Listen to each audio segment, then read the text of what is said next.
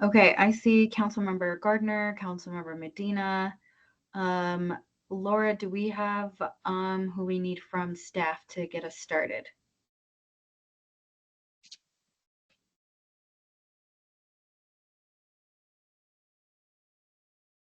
I think that was a yes. Sorry, you were muted. Yes, sorry, my mute button is having issues today. Alrighty, it is 3 p.m. Let's go ahead and get started. Meeting minutes approval from our January 29th meeting. I have no changes. Councilmember Gardner, Councilmember Medina, do you have any changes or do you approve as written? I approve. Looks good to me. Yeah, it looks good to me too. Great. Alrighty, any announcements for the good of the whole? None from staff today.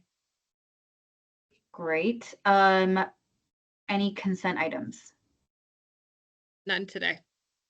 Perfect. All right, we'll just jump right into it then. We do have Ralph, who's the chair of the Veteran Affairs Commission, here for the 2025 annual report. But I also see Ryan Lance as the staff speaker, so I'll direct it either way. I'm not sure who will get us kicked off. I'll let Ryan start if you'd like. I'm happy to do the briefing, but I don't know if he has any comments to make.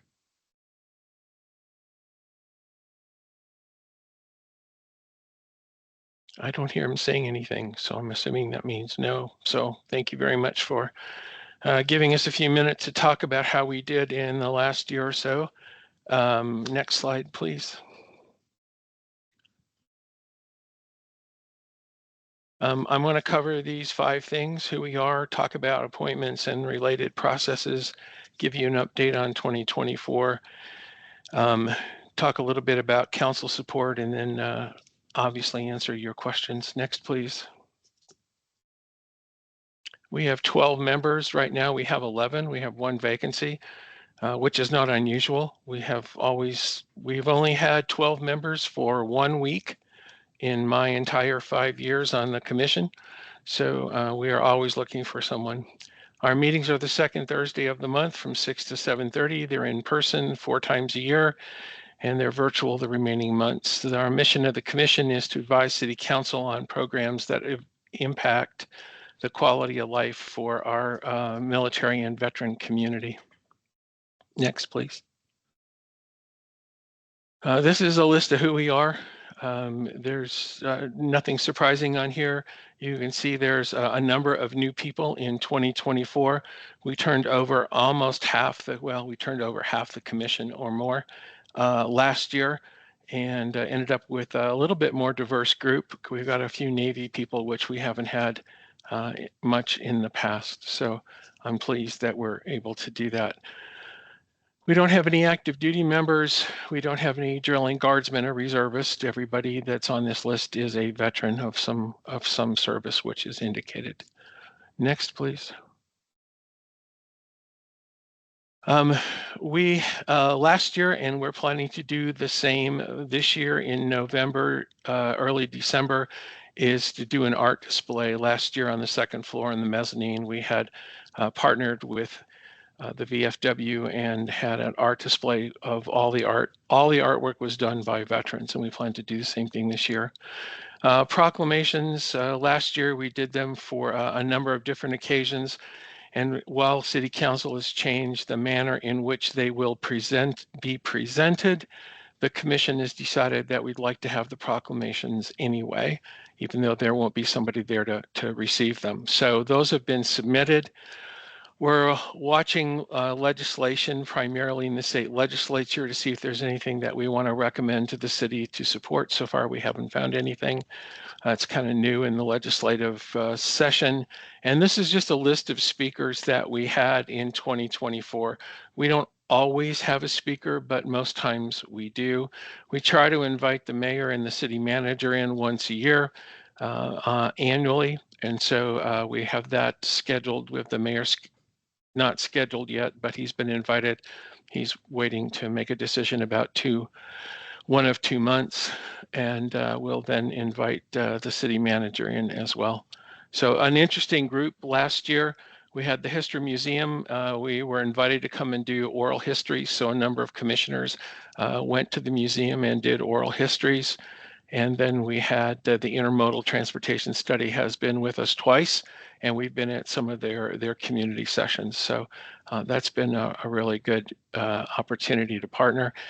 And then the Aurora Public Schools Chief of Staff, Mark Seglem, who happens to be a Navy veteran, came in and talked with us about what is the public school facing in terms of military and veteran family issues. And that was helpful. Next, please. City council support. We're always, you're always welcome to come to our meetings.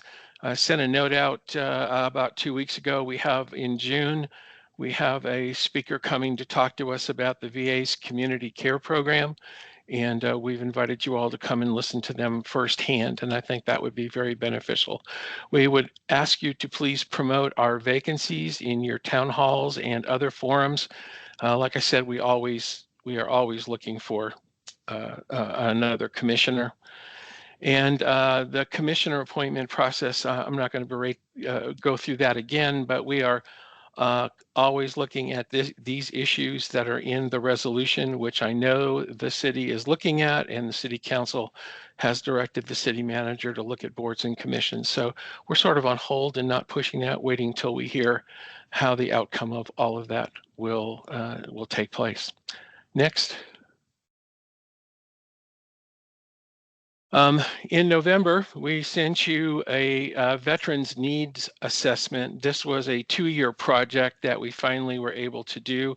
This is a qualitative research project where we interviewed different organizations in the Aurora community about the needs for veterans, and we got an awful lot of them, and they were included in this needs assessment. We picked 2 that we thought were the most important and asked City Council to take a look at them and talk with us if you have any questions or see if we could proceed. The first is the Transportation Call Center. There are different organizations that provide free services to veterans for transportation. This is not just to the hospital at the medical center, but it's to almost anything they need. But they all have some severe limitations and requirements, and they are not always available on a Monday through Friday, 8 to 5 basis even.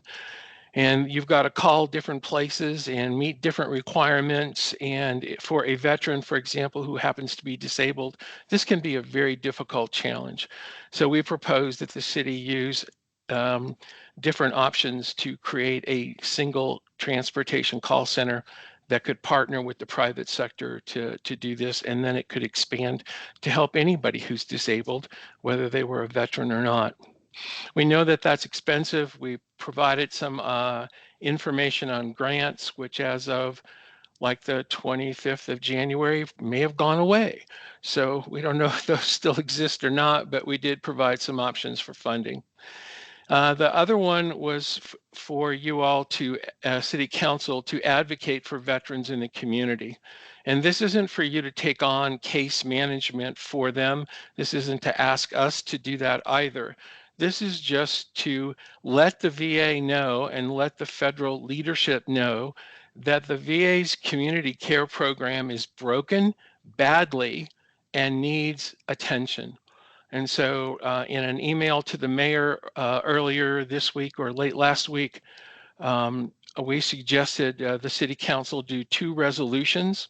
One of them is to the federal congressional delegation, letting them know that the city is concerned about the veterans getting the care they need, and asking the federal delegation to get engaged. And the second one is to the VA Medical Center leadership, letting them know that you are aware that the Eastern Colorado Healthcare System's community care program needs attention.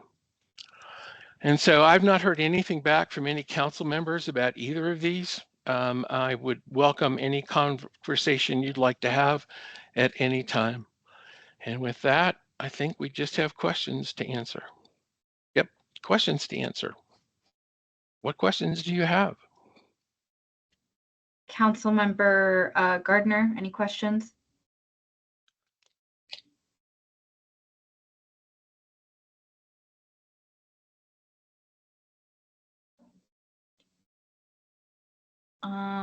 If you are speaking, you are muted.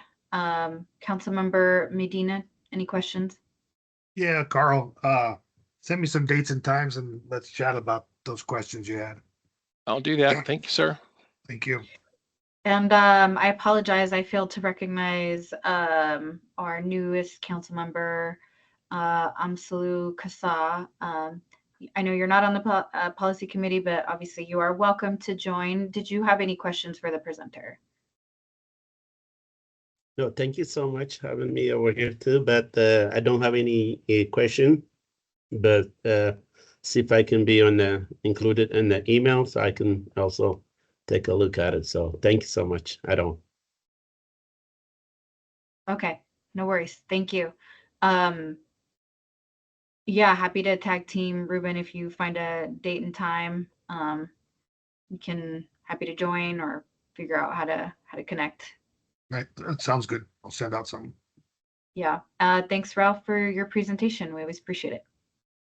Great. Thank you all very much. And thanks for your support of the commission. And with that, I'm going to go away.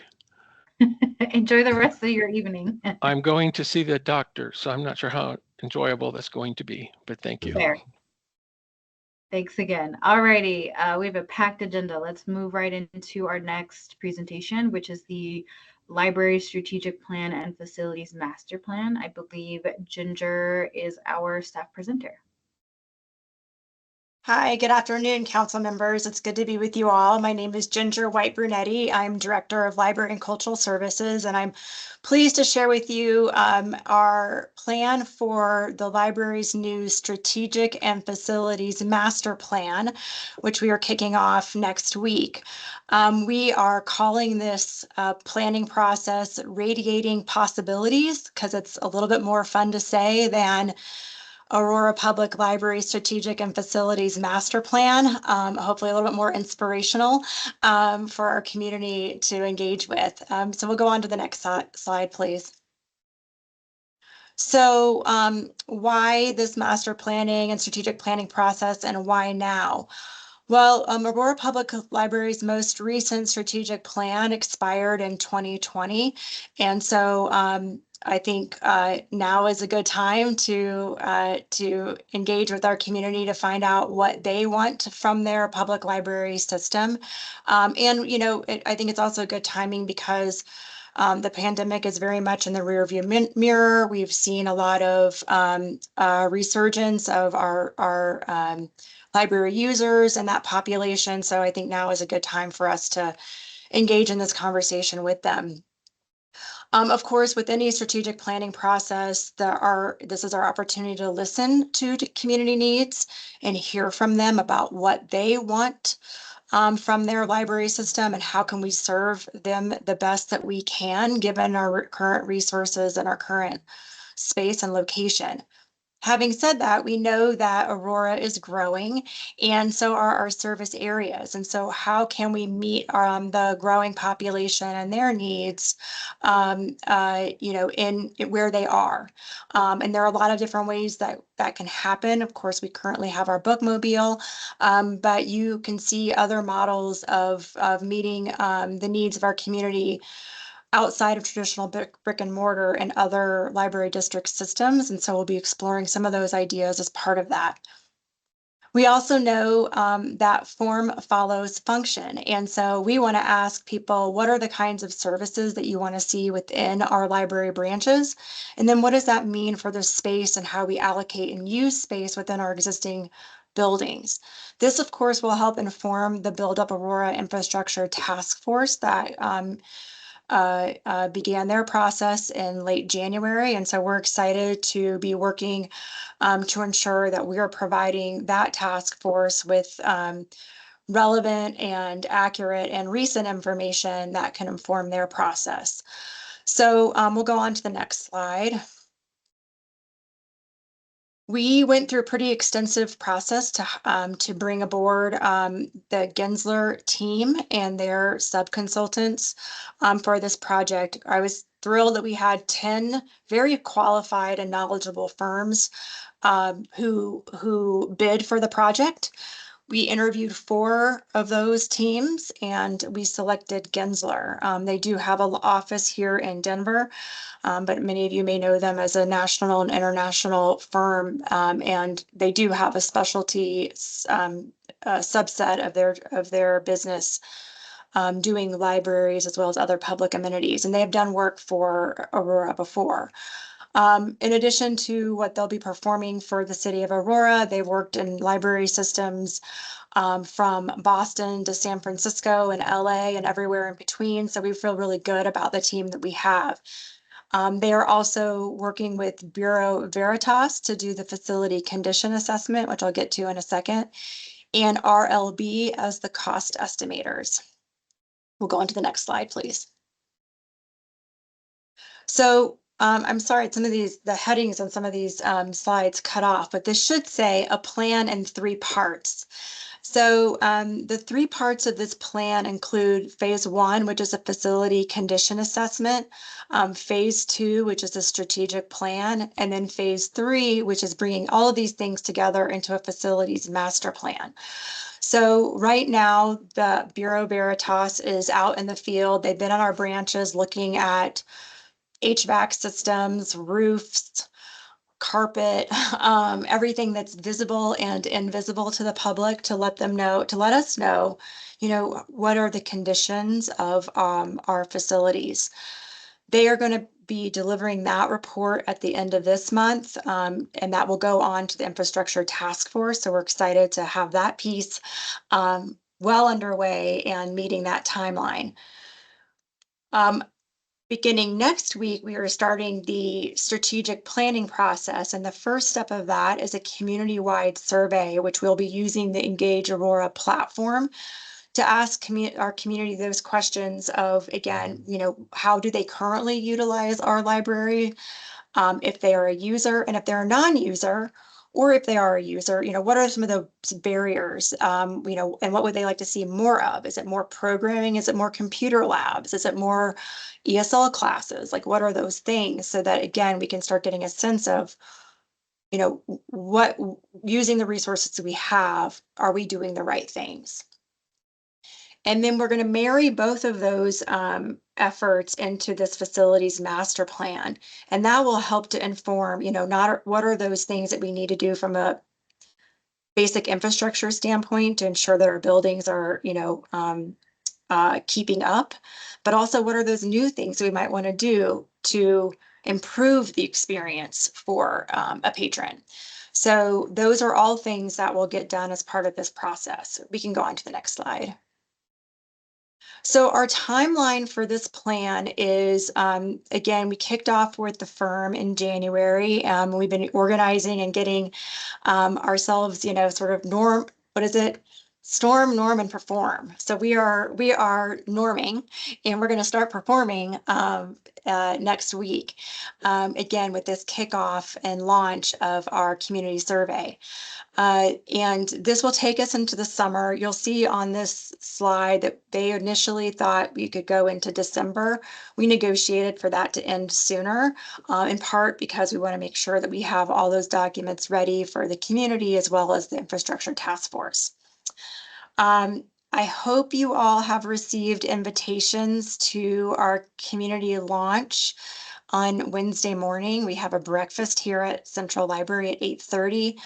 Grateful to have Mayor Kaufman, who will be speaking. Also, our poet laureate, Asia Fox, will be doing a special poem to kick off the morning. That really is our public launch of this effort, and our goal is to get as many community input and surveys as possible through that survey effort.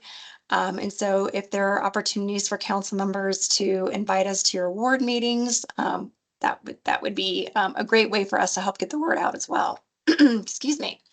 We'll go on to the next slide. So we have a pretty robust engagement strategy. I mentioned the community survey. It's also really important that and I'll talk more about community as well, but it's really important that we hear from staff. And that was one of the differentiators between some of the firms that we interviewed. Gensler did a really great job of talking about how they're going to gather and engage staff in this process. Staff knows our customers very well. They see the gaps in the community, so engaging them as an important stakeholder is very critical. Again, we'll do the community survey. We've got a two-phase approach to get information at our library branches using installations that Gensler is creating for this project. I mentioned our hope to do ward meetings. We'll also do a town hall meetings at the various branches after we hear the survey results. So we want to gather that input from the community survey, distill it, and then have town halls at the different branches. And that'll be our chance to kind of get a little bit deeper and more qualitatively into the data after we've heard broadly from the community. We will also do an online questionnaire. The survey will be open for a period of time. The online questionnaire will have a longer life cycle. And so that will be available both on our web pages as well as community events and in those installations that I mentioned. And we'll go on to the next slide, please. So, of course, we know we need, sort of concentric circles of engagement. And we have a core committee that is serving as our project management team.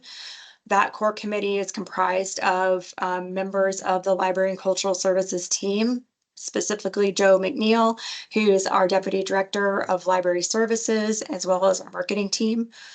We also have a group of library leaders that are helping for us to ensure that we're getting to our super users at the library, as well as other library constituents, and that we are engaging with staff at the right time and asking the right questions. And then lastly, we have our steering committee. And this steering committee is largely comprised of our library board members, that 7-member library board, which you all as council members appoint and approve. And we will also bring in other stakeholders throughout the process as we get to various milestones in the life cycle of the planning effort. And we'll go on to the next slide. So I want to also mention to you all is, as the PR Plus committee, we're committed to bringing where we are in the various stages of this process back to you all, so you have a chance to hear the survey results, to get some of the recommendations that Gensler is going to start putting forward, so we get your stamps of approval before we go on to the next stage of the process. So we really look forward to presenting to you all those things as we get further into the timeline. But with that, I'm happy to answer any questions that you might have or any feedback that you have for us.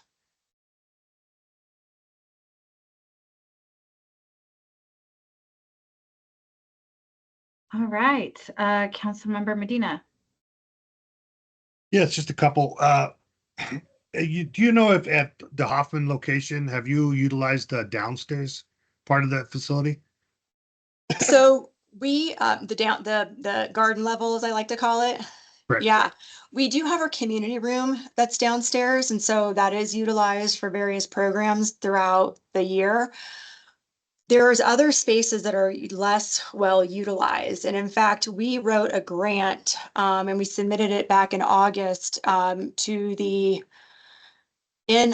NITS, and I'm going to get the acronym wrong, but it was a federal program to convert that space into a digital lab.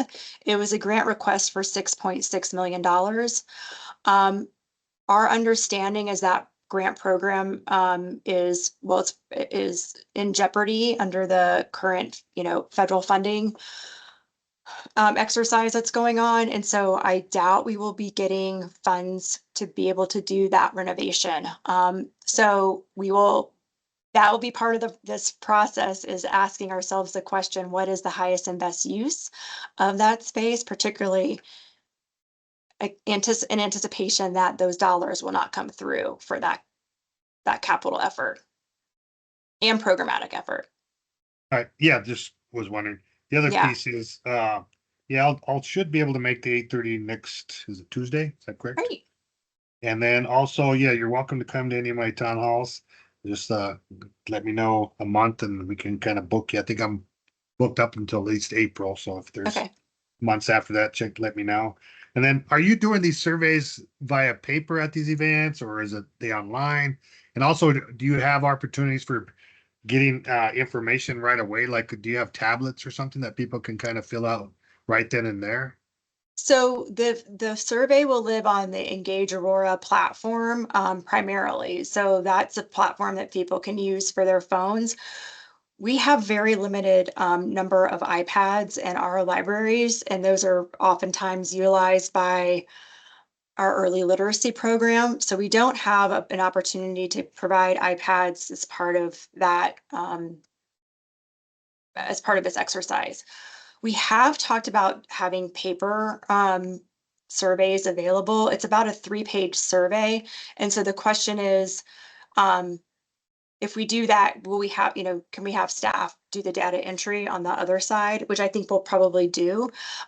We heard from Kim Stewart's team. I think they did that for one of their surveys and they had really good results with paper, and another survey that they did it for, and it didn't have all that great results. I think the one that they had good results for was about 100 survey respondents, via paper. So we're evaluating that, but if you all think that would be successful, we're willing to try it, of course.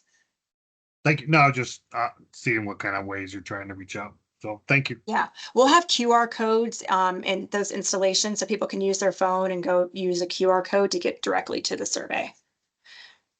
Sounds good. Thank you. Yeah, just want to echo, welcome to come to my town hall. Just give us some time and we'll make it happen. Okay, awesome. Thank you so much. Councilmember Gardner.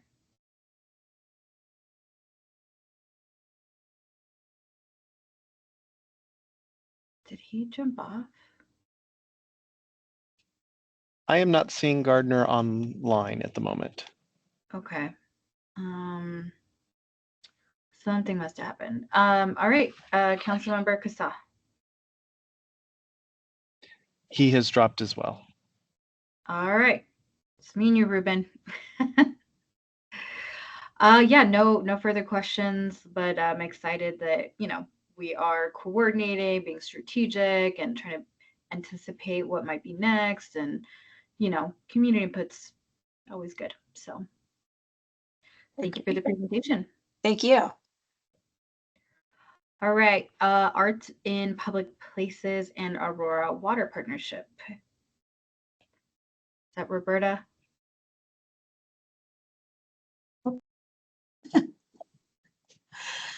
Hi, I'm Roberta Bloom. I'm the Public Art Manager for the City of Aurora, and I am very excited to come to talk to you today about this partnership with Aurora Water.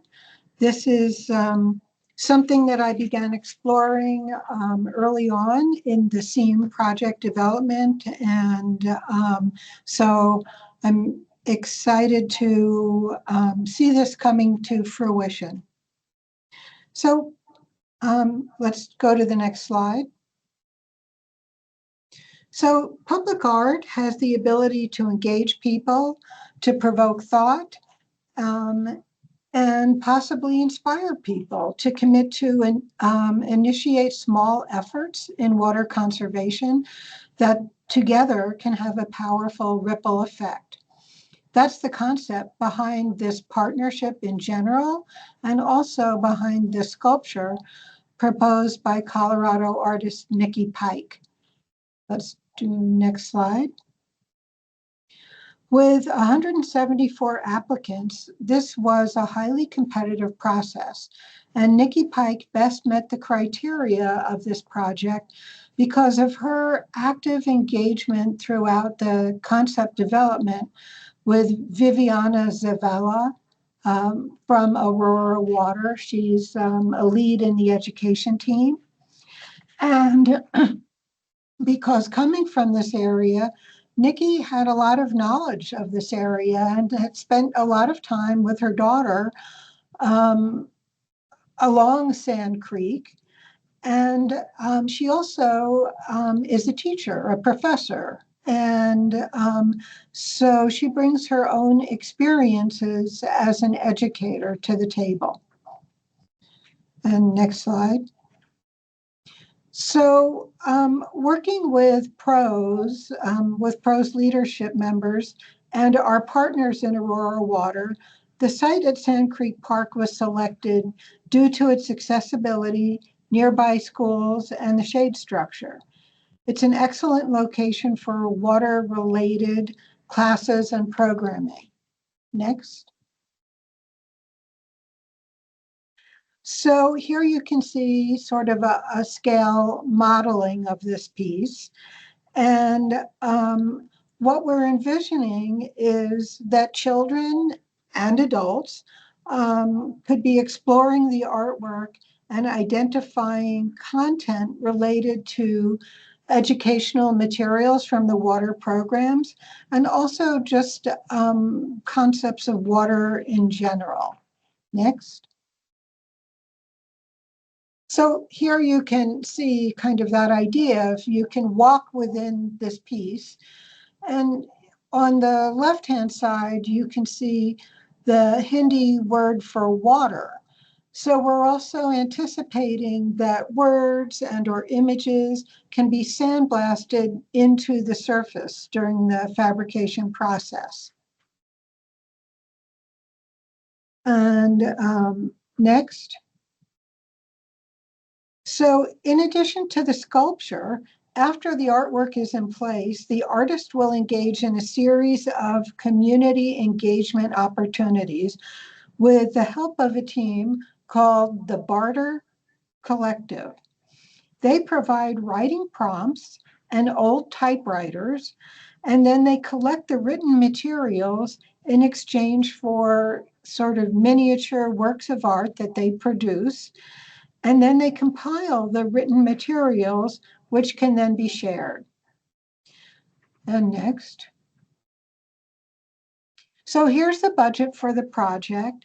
It was originally planned to be a $200,000 project, but then the opportunity to polish the forms was raised during the final conversations with the artist.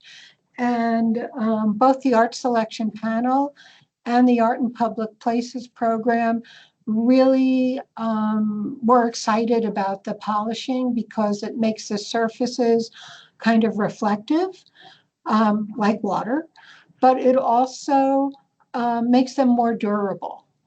So they decided that it was worth an investment of an additional $35,000 to accomplish that. We anticipate the artwork being installed in mid-September, fingers crossed, and followed shortly thereafter with the activities of the Barter Collective. So the whole thing should be entirely wrapped up by the end of the year. Are there any questions? Councilmember Medina, do you have any questions?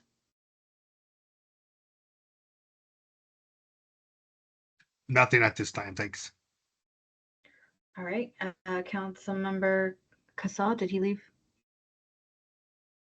Gardner's back. Oh, there we go. Councilmember Gardner, do you have any questions?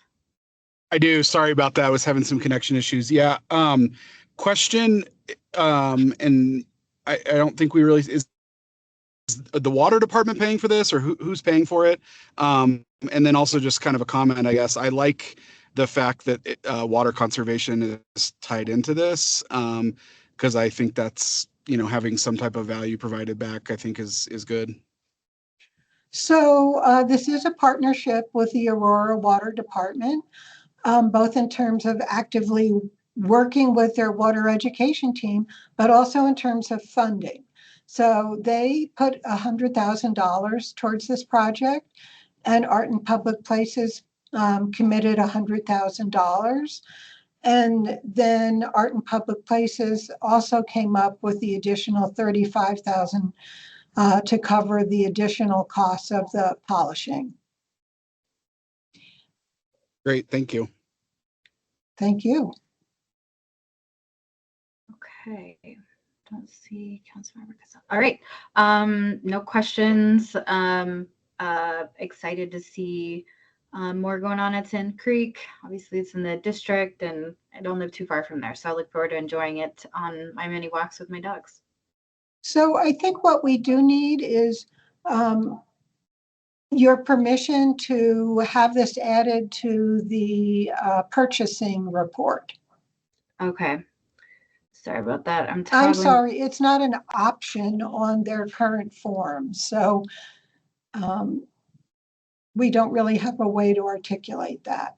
Well, yeah, it looks like it's marked as information only. So you're asking for this to move forward. Laura, is there anything else or any other No, I phrase? just want to clarify. Traditionally, Art in Public Places brings forward art projects to this committee for approval to continue to move forward. So today, this is both an informational update, but then we're seeking an endorsement for the committee to continue to move forward with the project. Gotcha. Okay, it's just listed as information only. Okay. Okay, then we have a official question. Councilmember Medina and Gardner, do you approve this to move forward? Yes. Yes. Great, me too. Thank you. The next project will also have that same request. Okay, thank you for that. Great. And that's being presented by my colleague, Amber Pixley. Perfect. We'll hand it over to Amber.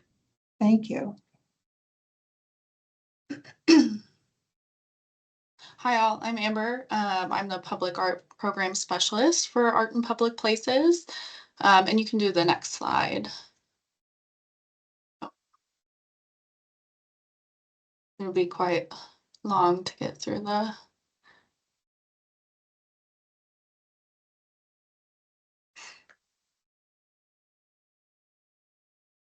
Awesome. So Mario Miguel Echeverra was the selected artist for the Aurora Regional Navigation Campus project. You can go to the next slide. His proposed piece is called Weaving Together Improves the Pattern. And next slide. So just a brief overview of the Aurora Regional Navigation Campus, which for short, ARNC.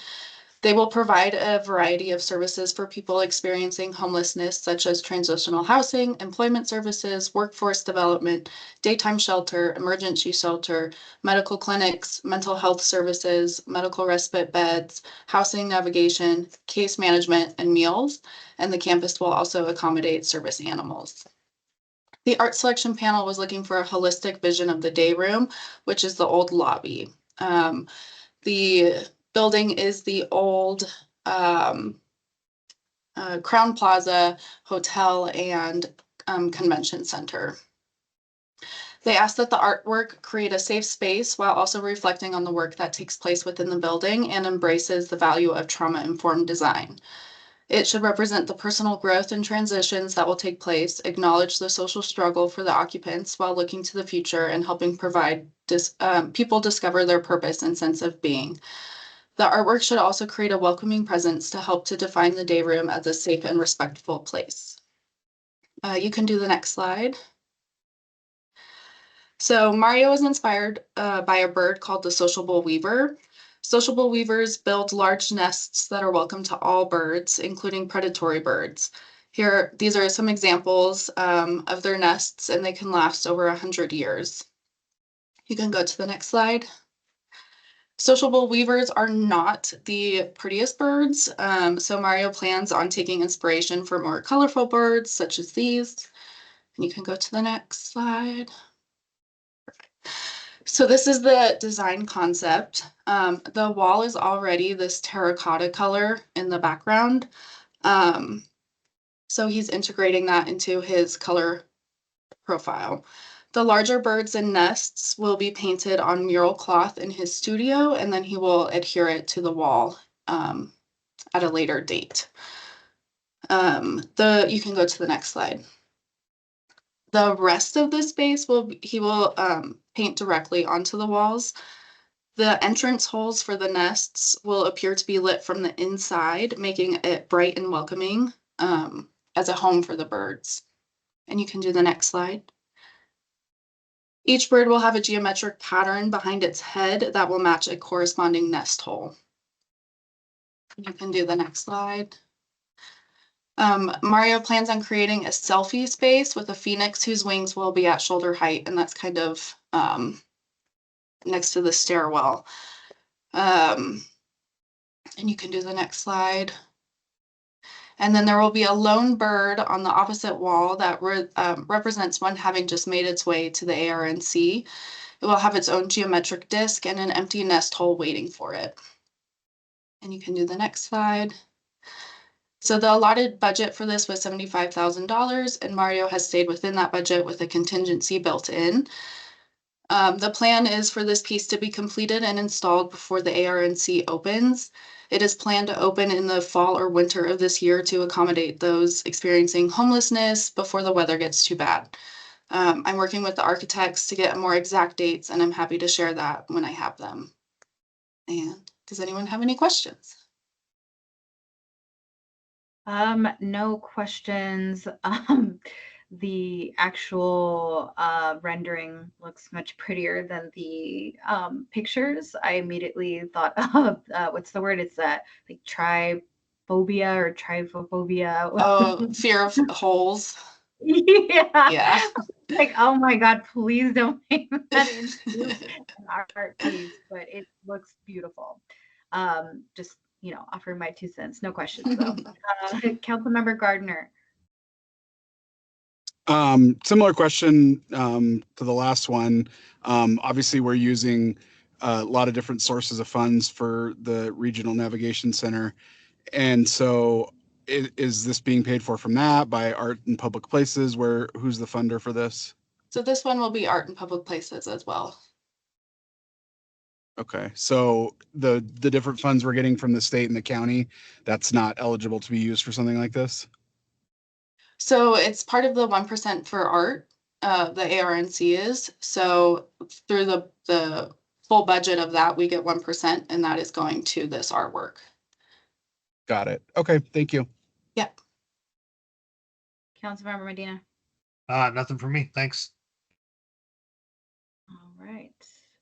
And it sounds like you also need approval to move this forward. So apologies, I didn't ask that. I support moving forward. Councilmember Gardner, Medina, do you approve this moving forward? Yes. Yep, good with me. Sorry. Thank you, All right. guys.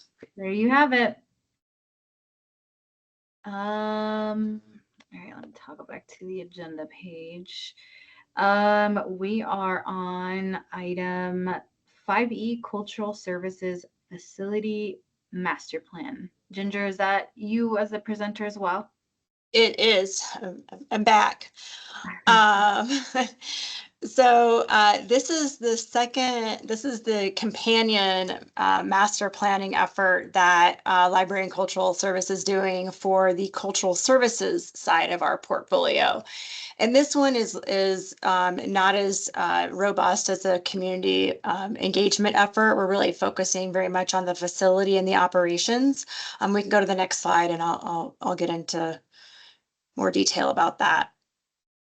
So the purpose of this master plan effort is to really guide and study the existing programming that is happening at these 4 different locations, as well as start thinking ahead to the kinds of improvements that we might want to make in these facilities to make them operate more efficiently.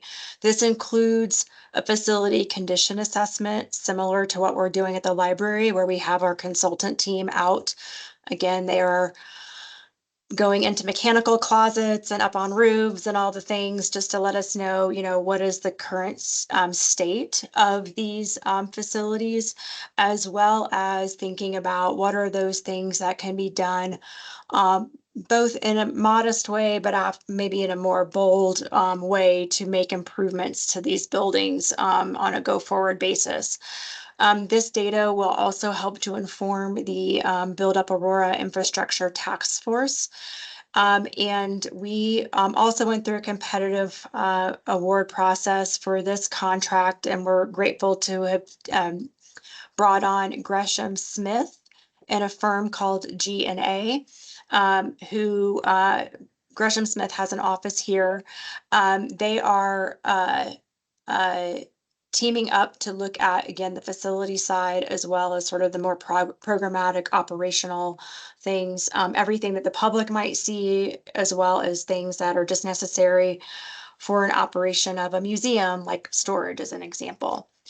Their focus is on 4 facilities: the Aurora Fox Art Center, the Aurora History Museum, not the historic sites, just the museum itself, our Bicentennial Art Center just up the way here, and then Meadowood Recreation Center, and that's where our Aurora Dance Arts program, part of that program resides at Meadowood, and what improvements could be made there just to make that a more usable facility. We'll go on to the next slide. So as I mentioned, they're working in 4 different tasks. They've already begun task 1, which is this facility assessment. Again, they'll be turning over their findings to us to be part of the infrastructure task force, their data and materials that they're collecting. We are also then going to be launching into this conceptual development and planning, looking at really site analysis, current space utilization, what are the operations of the facilities currently and what could be optimized. Then we'll go into a budgeting process to look at what are those things that really rise to the top and what are the costs of those things, both condition assessment as well as improvements. And then they will be delivering their final report also the early part of this summer. And we'll go to the next slide, sorry.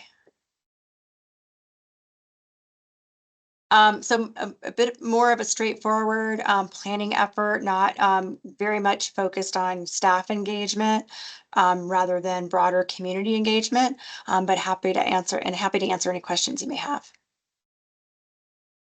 Thanks, Ginger. Councilmember Medina, any questions or comments? Yeah, just a couple. On the Aurora History Museum, they're going to look at the current site, or are they looking at potentially moving that site to a different location and expanding that museum? I just been thinking about that in that corridor, since that's my ward. Is, there's potential, I think, looking at the people that own the plot right across the street where everything's kind of constructing. There's potential sites there that I can certainly look into the builder there to see opportunities there. I know I've had conversations. And then also, could there be an opportunity to do that somewhere within the mall as well? So just thinking outside the box on that. Is it, are you looking to expand or keeping it in the same location or moving it? Well, we're being a little bit more modest in our bold and dreaming there. It's more about how can we use the existing facility by and large and make that just a better experience, both from an entry to also how the exhibits and spaces currently function.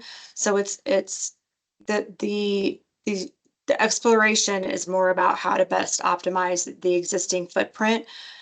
Perhaps thinking about storage differently, but when it comes to the patron experience, how to improve that by and large in the existing footprint. Okay. But happy to have conversations about where else there could this could to grow at some point. Yeah, that's kind of where I'm kind of looking at. I kind of have a tendency to look down the road as opposed to, just right here and right now. I'm one of those people, you pay now, you pay later.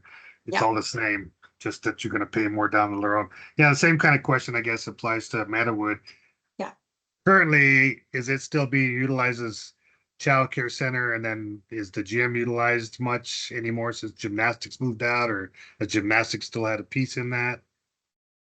Yeah, and the preschool program is still operating in some of the classroom spaces in the building, and then we have our dance program utilizes two studio spaces as well as half of the gymnasium space. And so because that's where we've been able to put a Marley floor in there because dancers need to dance on certain kinds of surfaces. So half of the gymnasium is being currently utilized for dance at Meadowood. So that's how that we're coexisting with pros in that respect. Okay. Yeah, I mean, I'd like to see it. I guess if I have to put my 2 cents in, either look at that as utilizing that whole gymnasium space for dance, because I know they're always looking for space as well. And I know they have other satellites over other places like Expo and a couple other places. So it'd be nice to have something centrally located. So that's my questions. Thanks. Thank you. Councilmember Gardner. Well, first a comment on follow up to something Councilmember Medina said, but as it pertains to the Aurora History Museum, I think we should think big because I know it drives our neighbors to the west crazy that we have a city history museum and they don't. But that's my editorial comment. My question is, and it's kind of along those same lines, but in the context of the infrastructure, the Build Up Aurora Infrastructure Task Force, is this effort just looking at like existing facilities and improvements that could be made there, or like opportunities for new facility? Like, how does it play into what the infrastructure task force is working on, which is, both, I think, maintenance of existing, but also possibly new facilities. So just kind of curious how that is going to interplay with that effort. This is going to interplay with that effort. Yeah, no, great question. Sir, and I see Laura. I don't know if Laura, you look like you're about to say something. Okay. You can answer the question about what's involved in the master plan effort, and I can answer how that will interplay with the task force. We'll tag team it. Great. Well, in Councilman Gardner, you may have had some challenges with your technology for the library study. Certainly the library study is looking at existing facilities, but also where there are opportunities and where Aurora is growing and where it needs to, where services might need to, align with that growth. So we are looking at, and that could be traditional brick and mortar, but also, other ways and innovative ways that libraries are delivering services, either more temporarily or, as it builds to a more permanent, maybe brick and mortar kind of approach. This study is a little bit more bound to existing, sort of thinking about, how to optimize, like I said, existing facilities, but looking at a time period of 5, 10, and then 20 years of like, what are those things? So as we get sort of further out, I anticipate that our consultants will say, Aurora is growing like this, and if this stays sort of the same and you still want it to be an important cultural asset to the community, how might you think about it? So, but it won't go into sort of more of it won't necessarily provide in the way that the library study will provide, sort of like, and here's where you should think about that location and, that kind of thing. So I'll let Laura amplify. No, that's great. Yeah. So both of these master planning efforts will result in capital project recommendations and needs for capital investments in the city, whether that's in our existing infrastructure we have today because of deferred maintenance or needs to remodel, replace, etc., or expansion.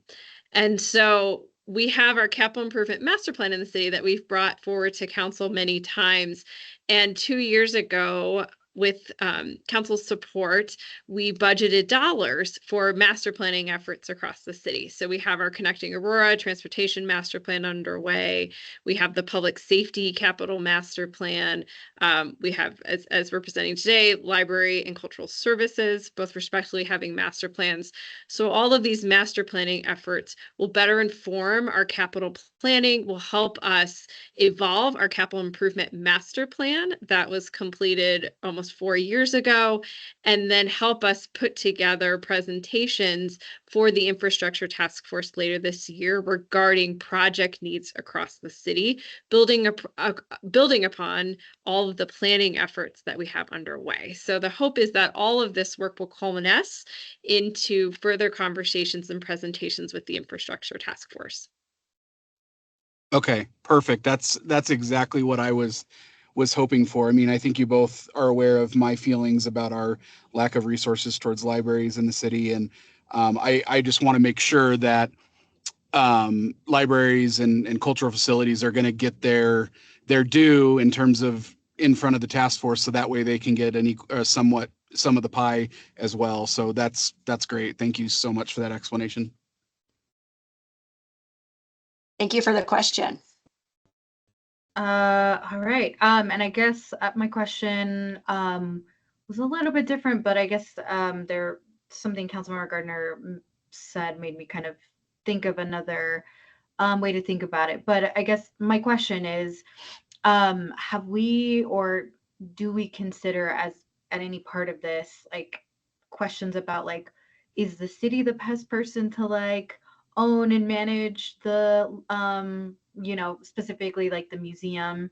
Obviously I'm not necessarily advocating for that, but I was looking up other examples, and I saw that in Greensboro, North Carolina, which again very different from us, but went from a city owned facility then to a nonprofit, and then they made it into this like co-located asset, which is a zoo, aquarium, and a museum. Again, not necessarily advocating for those specific things, but to Councilmember Gardner's point, right? Like I think museums and I don't know, I just feel like this doesn't always get the funding it deserves. And maybe it's not quite that, but maybe with the other planning, we can think about maybe co-locating it with a compatible use. So yeah, the question is that, but that's kind of what I was thinking, and it kind of evolved as I was listening through the presentation and questions. Yeah, it's a good question. The study for the cultural services side does not contemplate, sort of asking a question around governance and if there's a change in, how the museum or any of the other assets are presently managed, which are, owned, operated, and maintained by the city. To your point, that has happened in other communities, even, here in Colorado. Boulder History Museum was a city managed asset. It is now, my understanding, it's now a separate 501c3. It does still receive city funding. It's just not, operated in that way. And I'm sure there was, all kinds of things from an employment standpoint, that the city had to transition and those sorts of things. But for the purposes of this study, we did not take it sort of that, back to the studs, I guess, and, in that respect. But it's, it's certainly a question to, that could be asked at a future time. Laura, did you want to chime in? If not, that's fine. I think Ginger answered it well. Yeah. Great. Yeah, I mean, I don't think I realized that we had a local example as well. Just some food for thought. From what I said earlier, I don't think our arts and culture and libraries generally get the amount of funding that they deserve, and in a downturn it's like it's the department that gets cut the first. So I wonder, yeah, just some food for thought. All right, does this need an approval or anything to move forward? No, just informational. Alrighty, well, thank you for the presentation. Thank you. All right. Agenda item 5F, El Pomar grant request. Aaron Vega. Hi, everybody. Thanks for having me. I've never been at this committee meeting before. Speaking of cultural facilities, the People's Building, I'm really excited to say, has moved over to Library Cultural Services, away from URA and Business Development as of January 1st. So it's really exciting to be part of Ginger's team. There should be another slide. Let's go to the other slide if we get a chance. Looks like they just have the one, which is totally fine. So a little bit of context. The People's Building has been growing since we started programming in 2018. We've seen an increase in both guests to the building and rental clients, which is really exciting. Put that in perspective, in 2018, when we started programming, we had 20 renting organizations. And as of 2024, we had 69 renting orgs and 338 events, and we welcomed over 13,000 guests, which is really exciting. And we're looking for ways to increase rental clients and also guest counts so that we can put ourselves onto a path for sustainability.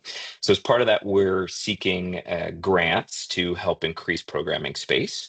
So that brings us to our phase 3 capital project. Again, I think all the council members here have been to the space. If it's been a while, come down and check it out. We're doing some pretty amazing stuff, and the space has really evolved nicely. We're seeking capital support for phase 3. Like I mentioned, it gives us a chance to potentially double our capacity by building a meeting room / small scale black box theater, which is essentially a flexible space that can be used in all sorts of different seating configurations. The city's already invested a lot of resources into this building. It's paying off. It's become a really wonderful hub for actually the metro-wide creative community.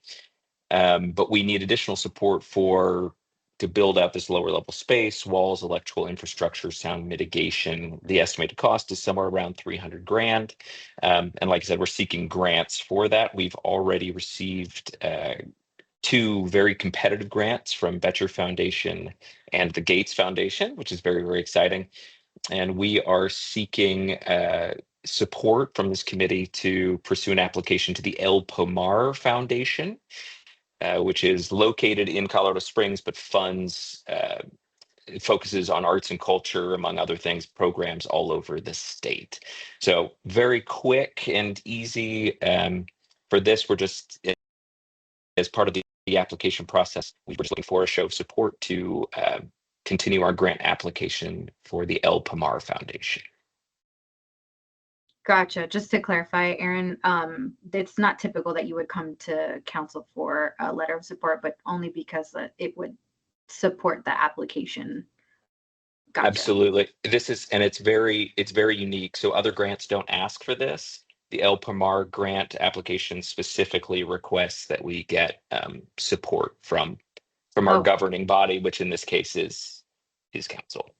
Great. Does this need to be kicked to the larger council, or is this committee PR plus enough?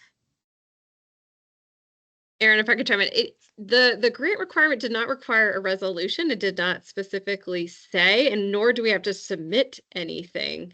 We just have to demonstrate in the application that we have council support. So our first stop was to the PR Plus committee to present the concept and discuss this with you all and get your feedback. And then a question of support for the project. And if you would like this to move on to broader study session for a conversation, or if we can consider this our policy committee support to move forward with the application. Gotcha. Personally, I don't think it needs to be moved to study session, but also open to what my colleagues have to say. I just don't want to hold it back to have to wait. I know that can be a pain. I will open it up to questions or comments from Councilmember Gardner. Yeah, I agree. I don't want to hold it up. I think we should proceed. I'm 100% supportive. Aaron does a great job as kind of a one-man band over there, no pun intended, but any support we can get for the People's Building, I think would be great. So I would definitely supporting this. Great. Councilmember Medina, questions, Yeah, comments? just a couple of questions. Yeah, if you need more support, I do know El Pomar. I've had a couple meetings with them prior as well, so I know a couple of the people that sit on that foundation. So I know the president and most of the people on that board. So if you would like, I can reach out to the contacts I have there and put in a word from myself. Thank you. It That helps. never hurts. Myself and Christina McClelland, our grants manager, have had some meetings with them, and they're enthusiastic about the project. We're actually going to ask for the maximum amount, knowing that which is $100,000, knowing we'll probably receive a little less, but they said we can ask up to 100,000, so that's what we're going to go for. But obviously, any support from council is super helpful. Okay, then I'll reach out to a couple of colleagues in there that I know and show some support. So thank you. Councilmember Medina, it sounds like you approve moving this forward. Yes. Just gotta make sure. I don't know. I guess my last question is, looks like you would be 2/3 of the way. What is the plan to get that last third in funding? Yeah, we're constantly scouring the world for grants. So that's the goal. We have a phased approach in terms of construction. We have our construction documents, all of those sorts of things, designs. So the goal, what we're doing right now, is working with Public Works to find a phased approach for construction, so that we can sort of get started to work, because we have to work on a grant timeline, which is often a little quicker. So that process is underway, which is fantastic, because we already have $100,000 in the bank from these other two foundations. And then we'll just keep writing grants and adding infrastructure, which is sort of the tradition of the People's Building. We've been adding infrastructure as funds become available since we started programming in 2018. So it seems to be working. All right. This might be a stretch, but depending on how you write the grant, might be worth connecting with the Health Foundation. I know they have a priority of a target area of Northwest or East Colfax. Maybe there's some capital dollars, and certainly I think there's a nexus around like community well-being and health. So something to consider there. Thank you so much. All right. I also approve. So it looks like you are good to go. Good luck. Thank you so much. I appreciate it. All right.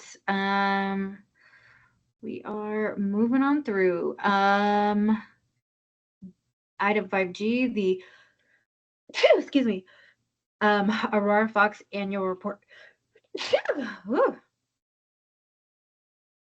Bless you.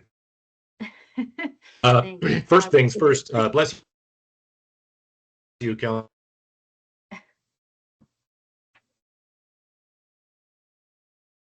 I'm the executive producer of the Aurora Fox Arts Center in Northwest Aurora. And I would just like to start by saying that we at the Fox are really deeply grateful for the city's support, for council support.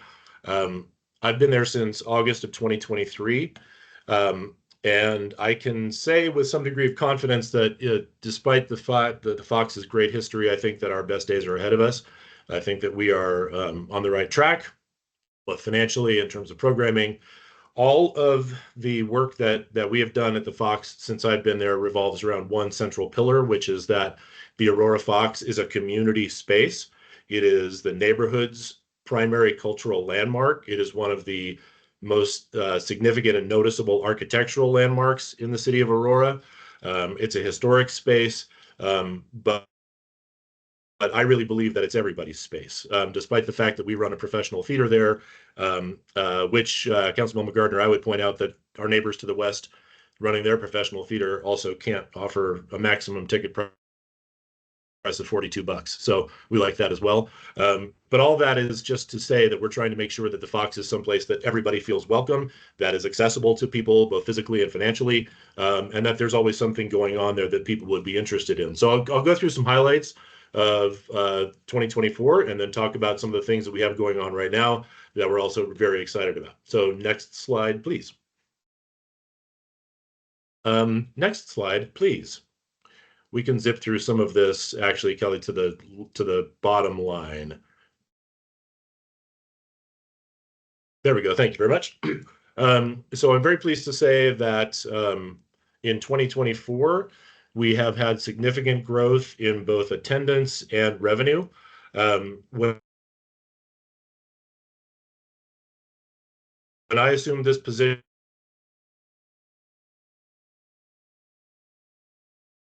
one of the things that I first was that the city's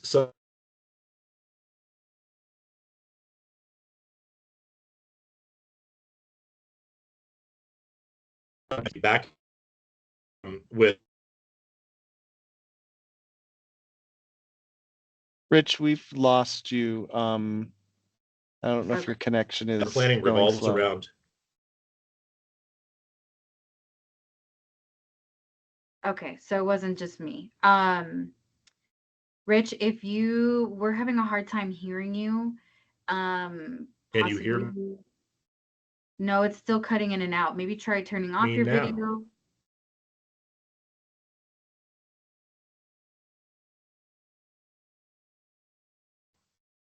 Will you try turning off your video just to See if try that helps that? with bandwidth.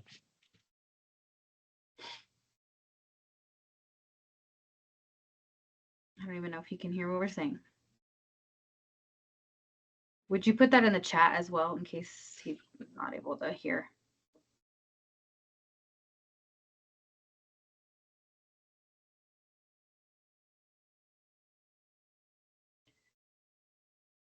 Hey, Rich, can you hear us? Shoot. Okay. Well, where are we at in the agenda?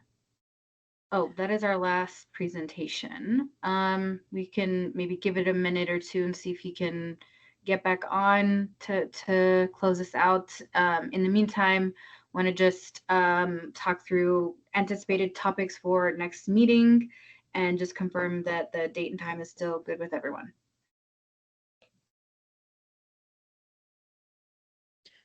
So I can take the next topic. So next month, plan topics currently include a annual report from the Human Relations Commission, the annual report from the Aurora Youth Commission, and then our 2025 annual report from the Aurora Commission for Older Adults. All right, that sounds good. Any other items from the committee that you want to hear about? Obviously, we'll fit it in where we can make it fit. Nothing here. Okay. I don't have anything. Doesn't sound like Councilmember Gardner has anything either. Just want to confirm that Wednesday, March 19th from 3 to 4:30 still works for everyone. I'm good. All right. Councilmember Gardner.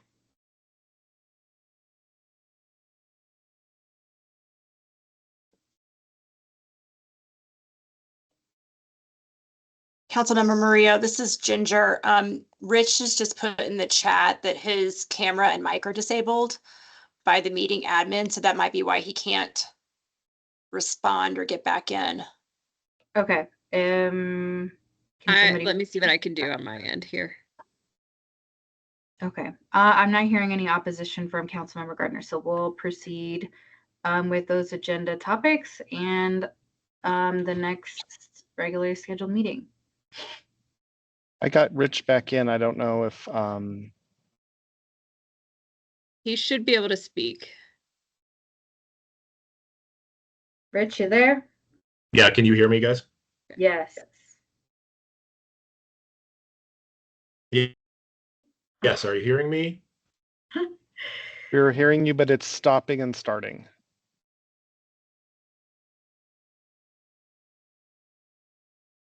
Maybe keep your camera off.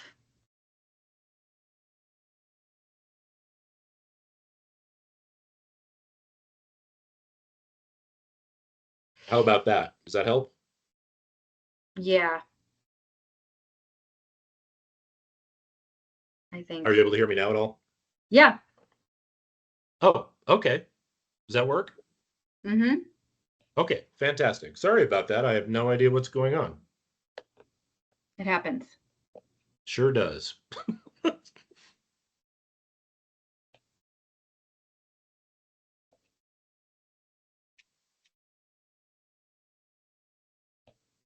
Thanks, Kelly. Yeah, my apologies, everybody. So yes, we have where I left off, we have increased revenue over the last 2 years, as well as increased attendance. This is very much a work in progress. And so Ginger and I have formulated plans to continue to ratchet up attendance. Part of that is marketing and communications. Part of that is programming. Part of that is community engagement. So all of those things are what we're currently working on to continue to try to bring the Fox back to be the signature cultural landmark of the area. Next slide, please.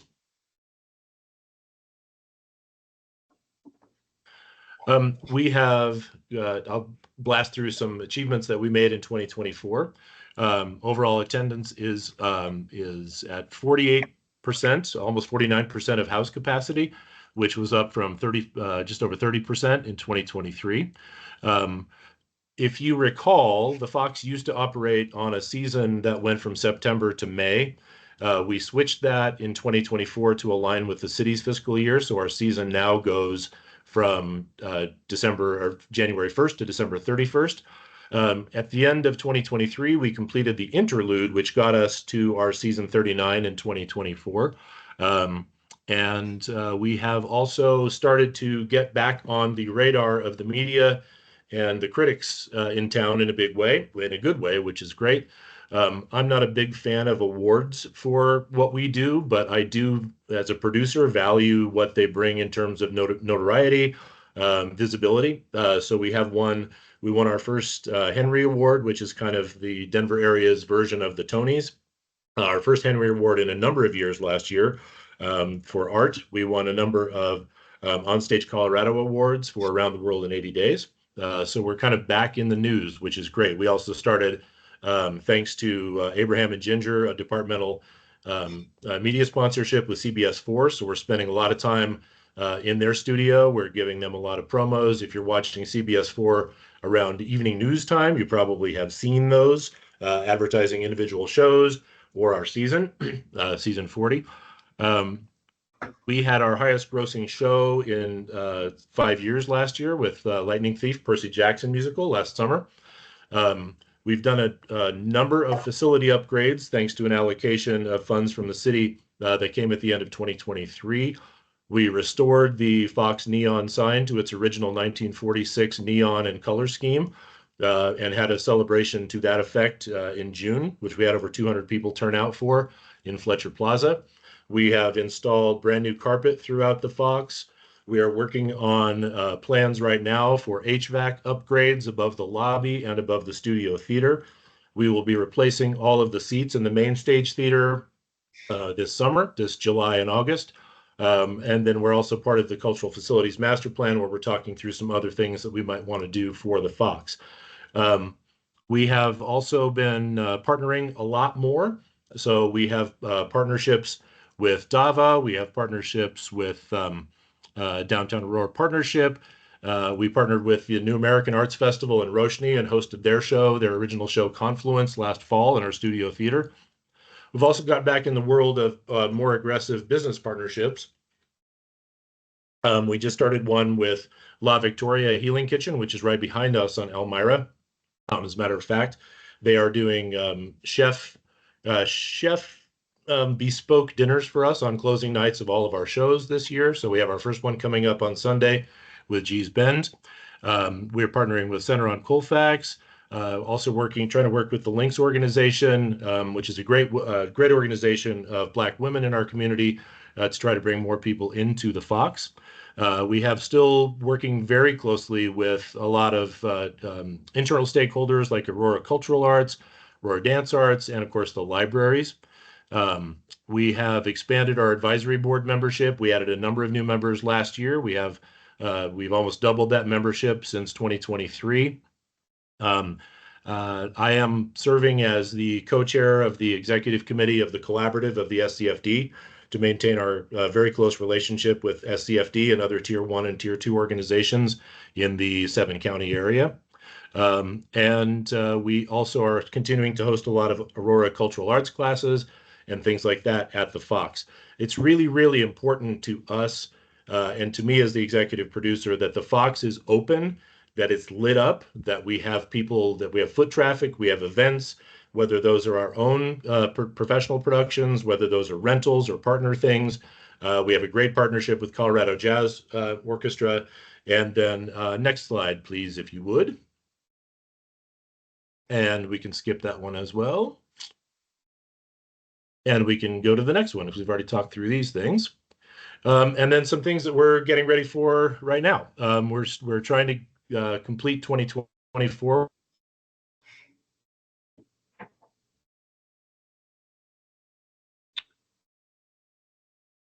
Rich, did he cut out? The new seats, yes. Will you repeat that last part? You cut out for like 30 seconds. Well, maybe not that long, but just for a little bit. Yeah, can you hear me now? Mm-hmm. Okay, thanks. I'm so sorry. I'm apologizing on behalf of the internet. Let's see, where was I? Yeah, we're just continuing to try to get those butts in seats, as Ginger and I like to call those, and continuing to increase earned revenue and contributed revenue so we can get that ratio of city subsidy to Fox revenue back up in alignment. We are launching a number of new programs. We are launching a program called Fox Flicks, which is going to be once a month Saturday matinees of classic family-friendly movies at the Fox. The first one of those happens on March 1st, where we're showing Labyrinth, much to the delight of my teenage daughter, and apparently Councilmember Murillo. And then a whole bunch of other, we're showing The Goonies, we're showing E.T., we're showing the Encanto sing-along. So we really want to bring people in there. We're capping ticket prices at $5 a piece. It doesn't cost us a lot to show the movies through licensing. So we really want to make sure that the doors are open on a Saturday afternoon and people who would not otherwise feel welcome or think that they're not welcome at the Fox can come in and see a movie and grab some popcorn and a snack and a drink. We're also rebooting what used to be called the Little Foxes Youth Theater Program. We've rebranded and retargeted that as the Foxlight Theater Laboratory. Foxlight Theater Laboratory would be a pre-professional training and production program that we'll have in the summer. It's a 3-week program. Again, we are making it as affordable as possible to try to get people from Ward 1 and around Northwest Aurora to come join us for that. We'll be producing a play called Peter and the Starcatcher. And that program for all 3 weeks is only $299. So hopefully we can attract some folks there and offset some of the costs with some other grants and with some SCFD funds. We will continue to diversify this programming and our partnerships, again, with the goal of making the Fox the signature community space, professional theater, where there's always something going on. You're always welcome. There's always something new. But we're doing that in a way that is community friendly, that is budget friendly, and that is city friendly. So again, thank you very much for your support of that. I'm happy to take any questions. I told Ginger I could do this report for 3 hours, but I don't want to do that to anybody. So I'll be happy to answer any questions now. Councilmember Medina. Not nothing. Good job. I need to make it out there to a couple of plays. So thank you. Thank you, Councilmember Medina. Appreciate that. Councilmember Gardner.